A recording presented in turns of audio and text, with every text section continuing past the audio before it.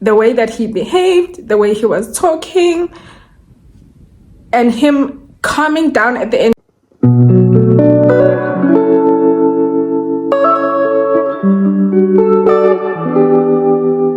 Let me tell you guys about the Asake concert, from the actual experience to my Uber drama. Asake was performing on the 3rd of January in Johannesburg in Gold Rush Dome. It's a new venue that's kind of like at the back of Soccer City in Nasrec. And basically, he was supposed to start performing at 8 o'clock and finish at 10. That's what the lineup had said. But I guess somewhere in between, I lost track of the updates and he was due to start performing at 8:30. Okay, cool. Now, I did my planning accordingly. Like, I planned everything to the T when it comes to this concert, including my Uber. So what I decided to do was to reserve an Uber, which I reserved for 11 p.m. I just wanted to create like an hour's allowance after the end of the show, so that if maybe he can't find me or there's an issue with the network, at least we have an hour to just kind of figure that out. And I was willing to be the one to wait for my Uber, because when the Uber waits for you, it has a certain period of time and then they can cancel. So I didn't want to risk all of that. So I decided to reserve for like an hour after the show to just avoid drama. I'm willing to wait for the Uber. I don't mind, because I knew it was going to be full and all of that. And also I thought it was going to take like a long time to get out of the venue. Like, I don't know what I had in my mind, but I just imagined like this push situation where people are not walking and we're kind of stuck in this human traffic, that's funny. But like people just standing and taking a long time to get out of the actual venue. That's what I imagined in my head. So the hour was just to incorporate all of that. And then Mr. Money is like, based on my calculations, based on me thinking he's going to perform at 8, not 8:30, he's like 1 hour 45 minutes. So now everything changes. And then worst of all, there's no network, because what I wanted to do was, when I started realizing that no, I'm falling behind schedule, I wanted to change my Uber situation, maybe switch the time or just cancel the reserve altogether. And then I couldn't, because there's no network. Okay, fine. Now I'm like, what am I going to do? But you know what? I'm like, let me just enjoy myself, because that's the one thing that happened at that concert. I had the time of my life. Mr. Money came through. The performance was amazing. He basically made up for being late. And I'm a sucker for Mr. Money. Like, I'm a fan. Okay, so just seeing him perform for me was enough. I didn't really want to think too much about how late he is. And then on top of that, guys, I got there at like 4:30. The gates opened at 4. So I got there right at the beginning because I wanted to be right in front. I got a golden circle ticket. So I did not want stress. I did not want any mistakes. So you can imagine how long I had been standing for. Like, oh, Sana, we were tired. We would literally sit down on the floor. But I actually kind of prepared for it because I even bought grandpa. I was like, in case my body just can't take it anymore, at least let me get like a painkiller that I can drink and hopefully it will numb the pain. But I didn't drink it. Anyway, now he comes out performing, and like I said, I realized that I'm falling behind time. So I decided to just enjoy the concert because there's literally nothing I can do at this point. The network situation is not happening. Like, it would come after 45 minutes for like 1 minute and then it goes away again. So I was like, let me give up. Let me stop trying to just administer everything and enjoy the show. And I absolutely did. Before I reach the end, I just want to talk about the things that I liked about the concert. Number one, the roses. I think him giving out the roses was so cute. It was so romantic and definitely unexpected. And then number two, I really loved that symphony that was like kind of in the corner. And I feel like people didn't talk about that enough. It gave the Red Bull Symphony vibes that he performed in New York.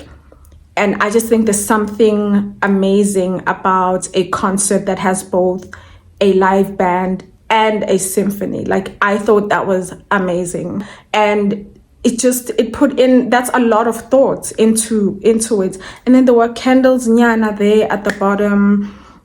The props for me, speaking of candles, was definitely just one of the things that were really impressive. Like the fire, the fireworks, the confetti at the end. Like, guys, I don't know, maybe I have low standards. The last time I went to a concert was a Lil Wayne concert, and there was none of that. But then again, we were late. But I don't remember like fire and all of that, but I was much younger, so maybe I just didn't take notes. So all of those props, I just found them very impressive. And the reason why I'm gonna mention all these things as impressive is because I didn't expect that. Because he had a tour, like an African tour, and he went to a number of countries. And I did guess that South Africa was going to be the last country on the list. And so I thought he's probably going to be extremely tired and overwhelmed, and he was just not going to bring his A game due to exhaustion. So for him to bring in all of that energy, all the effort, I was highly impressed. I just feel like also there's a connection between Asake and South Africa. And then the other thing that I liked about the concert was the Zulu dances and the Zulu choir. I think that was so impressive. I was so moved by that. As a Christian girl and someone who used to be in the choir, that Zulu choir thing made me so emotional. It just took me back to back in the days when we used to spend hours preparing and rehearse. Oh my God! Yo, Sana, it just took me back. I was like, oh my God, I miss those days when I was in the choir. It literally gave those vibes, and I was like, oh my God, this feels like history kind of repeating itself. And they were singing to his new song. I think the name of the song is called Worship. And that was just a moment for me. So for him to bring that vibe was so amazing, to incorporate his concert with our South African culture. I think that was absolutely impressive. And then the dances as well. Them coming out wearing isintu was just like, are you kidding me? Because they could have came out just dancing. But for them to wear amabeshu, that was so impressive. Like, I couldn't even tell, are these Nigerian dancers or South African dancers? Like, because you can have your own Nigerian dancers but wearing another culture's attire. So I couldn't even tell, are these South Africans, are these Nigerians just wearing Zulu attire? And that's just how impressive the dancing was. And just generally his energy, his vibe was just amazing. The ankle dance, that was also the highlights, or one of the highlights of that concert. And the fact that went viral, and that was like, yeah, he was performing in South Africa, in Johannesburg. Yeah, we were there. It was so nice. I thoroughly enjoyed myself. So honestly, this is not like a video to bash him or to speak ill of him. No, absolutely not. Okay, that's my man. Yeah, and then now the show is over. Back to reality. I need to look into what am I gonna do with a phone. I probably had like 5% left or something crazy like that by the time the concert was finished, and the network is still gone. So we make our way out of the venue, and then I call my son. I'm like, listen, please request for me because I can't do anything on my side. I said that because in my mind, my guy has canceled, he's gone. Now I think it's like 11:30, if not 11:40 or 45. And I reserved for him to come at 11. So I'm like 30 minutes late. There's no ways that he's still here. He left. So now I'm like, okay, plan B. Let me tell my child to request for me. I could have done it myself, but there's no network.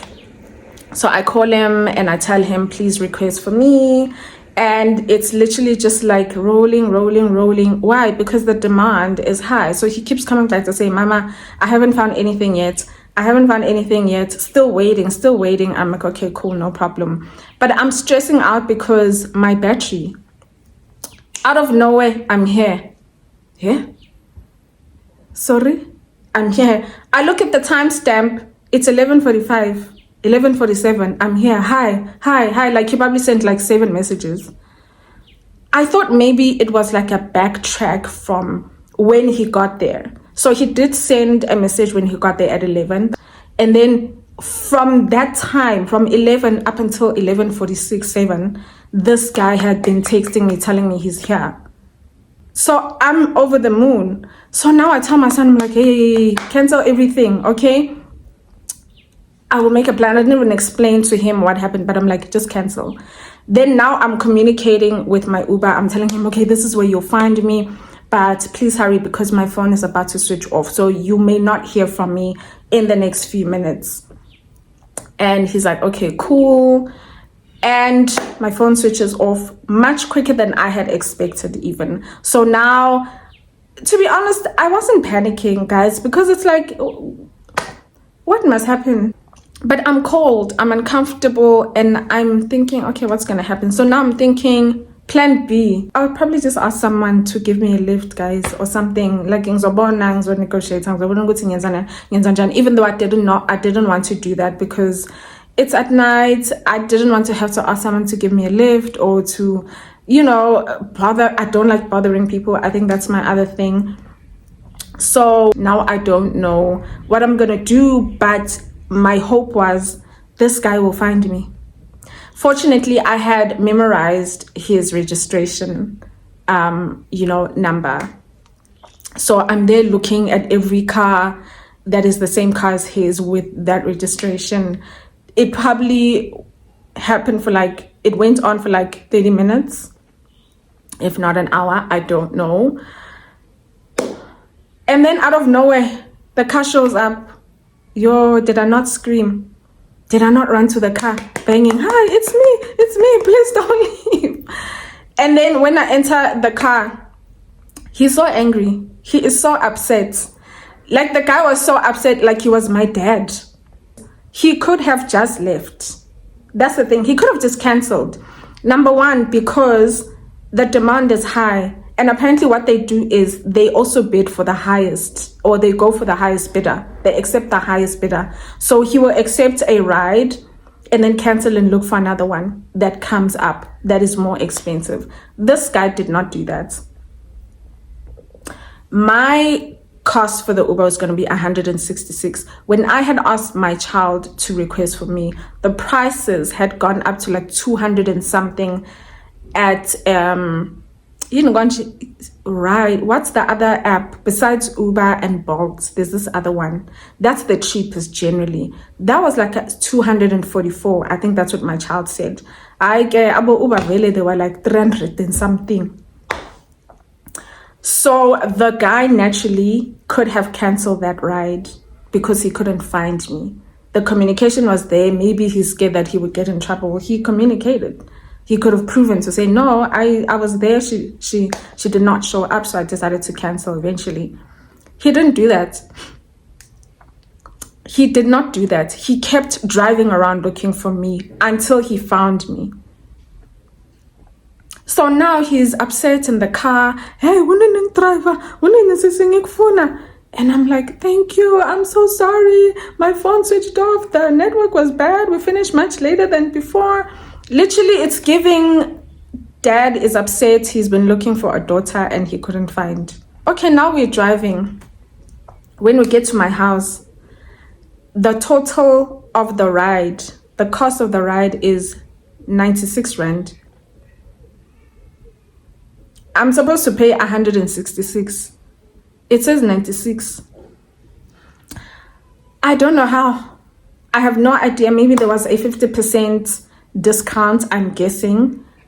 But I had already reserved the ride. I did not expect it to give me I don't know how it works on them. I don't know if they can see the price of the Uber, of the ride upon request, or I don't know how it works, but I was like, dude, you literally could have canceled my ride, especially now that it went from 166 to 94 Rand or 96 Rand. And you chose to keep driving around to look for someone you don't even know. Someone you don't know whether will find you or not. Oh, Sana, I could not believe it. I was blown away. So I decided to give him 170 in total because I was planning on paying 166 Rand anyway.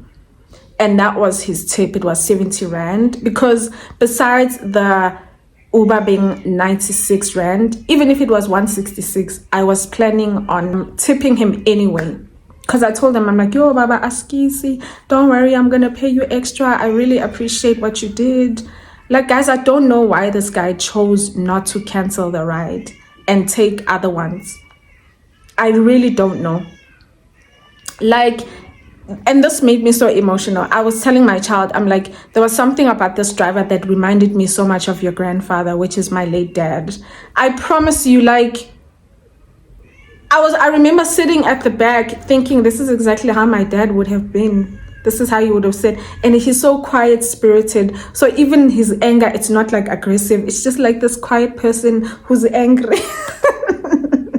Like, it was so cute. Exactly like my late father. Like, my dad was a very quiet spirited person and his anger wasn't scary. And this man gave the same vibes. And this only hit me when I got home, and I'm now just narrating the story to my child and I'm telling him what happened. Because now he was worried.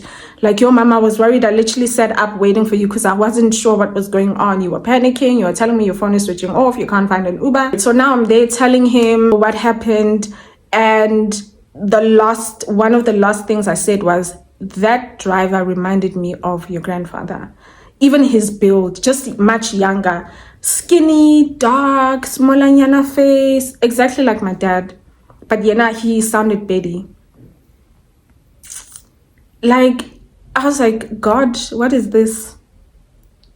That concert towards the end made me so emotional. In fact, during everything, I wasn't emotional. I started becoming emotional, I think, the following day.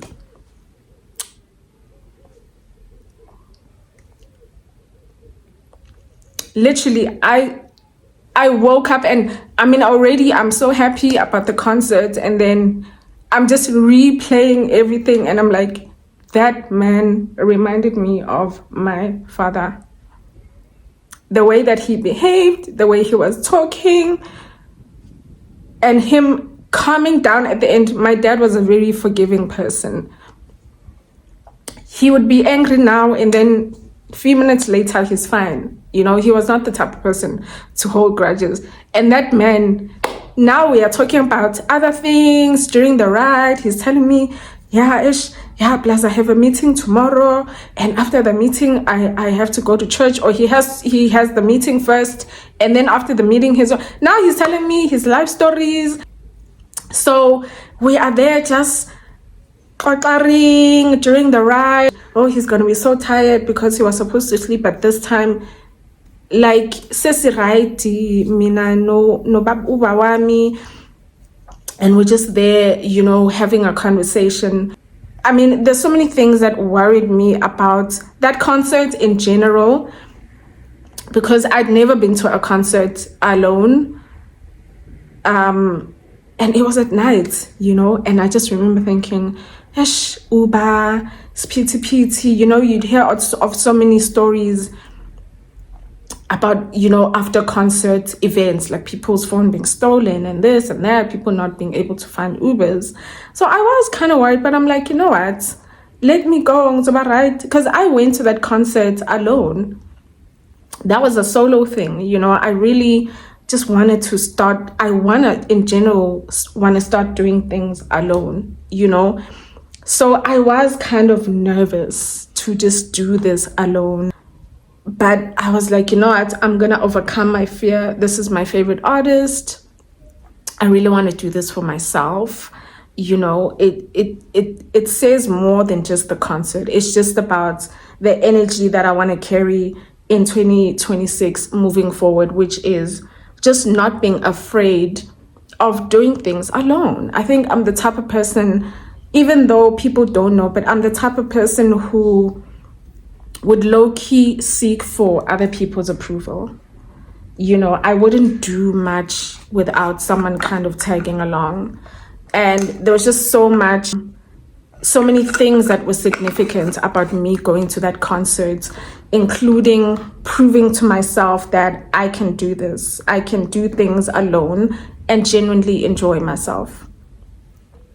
I mean, I had kind of arranged with a friend of mine that we met online to meet up. She sent me a DM because she had been posting before the concert about Asake's concert. And she asked me if, will I be going? And I'm like, yeah. And who will I be going with? And I told her I'll be going alone. And so we kind of arranged to go together, but then she mentioned that she'll be going with her sister later on. So I think I kind of prepared at the back of my mind that, I might do this alone, And we did bump into each other. We were very happy to see each other. And she arrived like just a couple of minutes after I had arrived at the concert. Yeah, but technically I was there alone because I came alone and I left alone. She came in with her car and we lost each other due to the network, basically, because I think I was going to ask her to, I don't know, maybe wait in her car or for them to drop me off somewhere safer where I can pick up my, request for an Uber. That was actually the plan. But God was like, you're going to do this alone, completely alone. Even in terms of transportation, you will do this alone. Like, now that I think about it, I actually didn't think of it like that. But now that I'm here narrating the story, I realize that God wanted me to do this alone. And I had, at the time of my life, Sana, it was fire. That concert was so fire. So, yeah, the Uber situation really made me so emotional. I sat there and I'm like, from 166 Randi to 94 Rand or 96. On top of that, you had been driving, I would say, maximum 2 hours looking for me. Looking for a stranger. You literally could have cancelled. But you chose to drive around. This is something my dad would have done. My dad was my chauffeur. My dad would pick me up from the airport. We'd look for each other. Papa, Ugo, hi, yo. Like, my dad was my chauffeur and everyone else's chauffeur in the family. You go to the movies, he will drop you off. You're going for a job interview, he will drop you off. You are going for he will pick you up. He will drop you off and wait for hours for you to finish. My dad was like literally my knight in shining armor. My dad was my hero. That man made my life so easy. I was such a princess. I still am, actually. I still am, because he taught me how to be a princess by the way he treated me. And the rest of my family, my sisters, my brothers, my mom, the grandkids. He taught me princess treatment. That man taught me princess treatment. And that night just made me think of him. I mean, I think it was just God trying to remind me of my parents in general. Both my parents are late. They passed away 9 months apart. It was my mom. She passed away in July 2021. And then my dad passed away in May 2022. But I just think particularly that moment was for me to just remember my dad, because I'm someone who doesn't like to dwell on memories and, pain. I like to distract myself. Oh, sana, I don't like being sad. I think that's what it is. I don't like being sad. I like to distract myself a lot. So I think God was like, hold up, relax. Okay, I'm here. And I'm just reminding you that I'll always be there. I will send people for you. The comfort that your parents gave you, the love that they gave you, you will continue to get it. But this time, it's just you and me. And I will be the one to summon people to help you. I'll be the one to summon people to favor you without your parents. This time we're not doing this with your parents because they are physical, and it's easier to believe in something physical than to believe in something that is not there. It's just all part of growing your faith, says God. You know, like literally it felt like that. It just felt like God was trying to tell me something. I mean, going to a worldly concert, it's not ideal. It's not like I was going for a church concert or anything like that. But God was just basically saying, I got you. Oh, yeah, you went to a non-Christian concert, but I still got you. You're my baby. You know, like, you're my girl. I'm your heavenly father. I got you. And also the energy that I gave was that, like, my energy was, I got this. God has got my back. Whatever will happen. Because I'm a former crash out. Also, and I used to crash out at the slightest inconvenience. At the slightest inconvenience, it's like the world must end. The world must end. Oh, Sana, I used to be such a crash out. And just the calm that I am now, the calmness that I function in now, is just mind-blowing. It's just mind-blowing. But anyway, let me stop yapping. I just wanted to share with you guys my experience in general with the Asake concert and, you know, the whole Uber situation. I don't know if I left anything out, but I think I basically gave all the details. I think one of the things I wanted to place emphasis on was this Uber man waiting for me or driving around looking for me for, I would say, a good 2 hours, because he says he got there 5 minutes earlier, which means he got there like 10:55 or 10:50. And he finally found me probably around 12:40-ish, because I think I got home at 1. And it takes about 20 minutes to drive from Nazareth to my house. So this man had been looking for me. He literally did not have to do all of that, but he did. If that is not God's grace, if that's not God's divine protection, I don't know what is. If you made it up until this point, Ashem, you're a real one. Thank you so much for tuning in, and I will see you guys in the next video. Please remember to like, to subscribe, to come into the comments. I love you guys so much. Mwah.